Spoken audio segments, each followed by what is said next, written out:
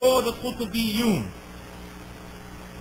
the Qutbi, then their methodology is based primarily upon the issue of tashri' or legislation, explaining its link with the foundation of the religion and explaining that the various flaws that have engulfed the legal structures in our contemporary society nullifies the contract of Islam and demolish the very basis of Tawheed. It is also known that the books that represent this particular orientation, which outline its methodology, are the books of the teacher Sayyid Qutb in the field of dawah and public speeches. This was mentioned in a book called مجال الشرعيات الانتماء إلى الأحزاب والجماعات الإسلامية on page 171. And now the explanation and comments about this statement. Number one, and we'll end it here inshallah. In the text above is an affirmation from one who subscribes to the Qutbi methodology and teaches himself that the sect known as the Qutubiyya is a tangible, perceivable reality and not just a mere figment of the imagination. This is a refutation of the other well-known partisan Qutubis of the West, like Ali Tamimi and Idris Palmer, who have tried in vain over the past few years to deny their own existence and to claim that the term Qutubiyya was invented by Ahl al-Sunnah as a hoax to hoodwink the masses, whereas their outward denial in reality was a failed attempt to hide the true source of their own teaching. Number two, the above text also proves that the Qutubiyya have a distinct manhaj, which is based upon the concept of legislation. Number three, and this might seem like it's above your heads, brothers, but you go back to the tape, if they're taping this, and you listen to it, this will be a protective bubble over you. So when this stuff comes to you, inshallah, you'll have all your armor on. Due to the great emphasis given to the issues of legislation, the slogan and motto of this sect, is Al-Hakimiyya. Always look for that term, brothers. Al-Hakimiyya, Al-Hakimiyya, Tawheed Al-Hakimiyya. Hakimiyya is a clue word, is a hint word. When you start hearing the people talk about Al-Hakimiyya, then you should know something is up. On account of their great exaggeration made in this issue, which is restricted only to the rulers and rulership, the whole Muslim societies and nation states are declared apostate, since in the philosophical teachings of Qutubism, flaws in the arena of legislation invalidate the contract of Islam and demolish the foundation of Tawheed. This is the basis of the dawah of this sect, and this also forms the basis of their takfir of the Muslim societies and nation states. Number four, hence, in the Qutubi philosophy, all contemporary Muslim societies have apostatized and have reverted to the very first Jahiliyyah. Once again, this is the mistake of Brother Daawood Adeeb 6 years ago in the khutbah. Once again, this is the mistake of Brother Daawood Adeeb in the khutbah, weaknesses of the Ummah and its remedy. To say that a Muslim country is Jahiliyyah is to say that that Muslim country and its leader are kuffar. Listen very closely, brothers. It's a serious mistake. Serious deviation from the manhaj. Astaghfirullah wa atubu ilayh.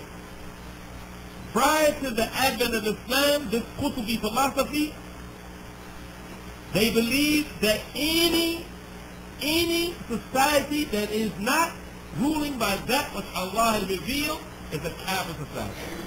Thus, we find a statement from the likes of Sayyid Qutb that all modern societies are in fact those of Jahiliyyah, and likewise from his brother, who I would like to say I've also met.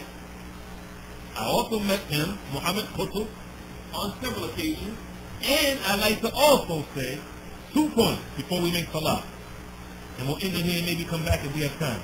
Muhammad Qutb, number one, is one of the main teachers of Safar al-Hawali, who wrote those things about Sheikh al-Azhar, who also I met. I also met Safar al-Hawali before they put him in jail at his office at Qura when he was the head of the Department of Aqidah, and I also visited his house. I was taken there by Wajdi al-Ghazawi, who's one of his students. That's the first thing I want to mention about Muhammad Qutb. The second thing I want to mention about Muhammad Qutb is that just recently, or I should say two things. I just remember something else. My last trip to Mecca during Ramadan, while I was at JFK, Imam Al-Amin Abdul Latif, the Imam of Masjid al-Muslimin, or excuse me, Mu'mineen, that used to be on Atlantic Avenue in Brooklyn, he split from Jamil Al-Amin. And he says now he came to Salafiyya. When I was at JFK waiting to get on that plane, which is going through Egypt to go to Jeddah, he was on the same plane with me. I greeted him, shook his hand, hugged him, started talking to him, and I had some tape for him to listen to, but the tape was the wrong tape. I went back to his seat to give him. Imam Al-Amin claims to be Salafi now. And he has a large group with him, including almost his entire masjid. I say to you right now in this masjid Sunnatul Nabawiyyah that he's not Salafi. But rather, he is with Wajdi al-Ghazawi and Safa al-Hawali. And they just took a group of about 30 people, imams, including the imam of the New York State Department of Corrections, the chaplain, to an intensive 1-month course. An intensive 1-month course in Mecca, fully paid for, tickets and everything, because the Hizbis got cash. And it was taught by Muhammad Qutb, the brother of Sayyid Qutb. And Muhammad Qutb was one of the teachers in 1978 when they had the same training course of which Siraj Wahaj and some other people went to for 2 months. Imam Ibrahim of Ikhwa Masjid, our brother in Islam, Abu Muhammad Abdul Rauf Shakir, who lives in Qatar, who wrote that book, Tasweer, on pictures, they were all there together. Qutb Shakir was also there. Muhammad Qutb was one of the teachers, and Safa al-Hawali was one of the teachers of this so-called Imam training course that they took those chaplains and imams to. You see what they're doing, brothers? You see what the program is? So now Imam Al-Amin is running around the country now, from what I've heard. It's only an allegation, but I believe it's true. He's running around the country now saying, don't listen to Daawood Adeeb or Abu Usama. Okay, alhamdulillah, don't listen to Daawood Adeeb or Abu Usama.